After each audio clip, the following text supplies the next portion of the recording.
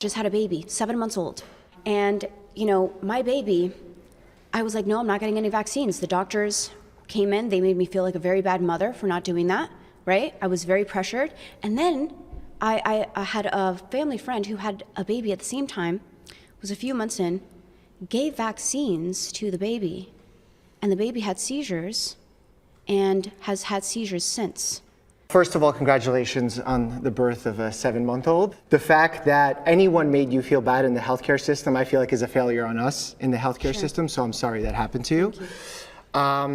In healthcare, it's very difficult to predict the future because there are so many unknowns and there's so many variables in healthcare. There are things that are that are outside of our control, and we try to do the best with the limited amounts that we can control.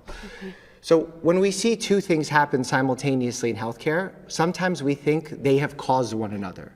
But unless we see a pattern of that happening over and over again on a large scale, Right. it's more likely that this is just a coincidence of things happening at the same time.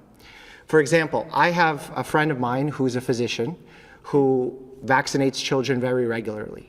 And they were about to give a child a vaccine, and before giving the vaccine, the child had a seizure. They went on and had more seizures throughout their life and ended up actually dying at a very young age because of a seizure disorder. The vaccine was never given. Had that happened 2 minutes later, what do you think would have been in the mother's mind and in the father's mind in that situation, other than, I definitely think that vaccine caused that problem. But it could have just as easily happened before, which it did, and the vaccine wasn't responsible.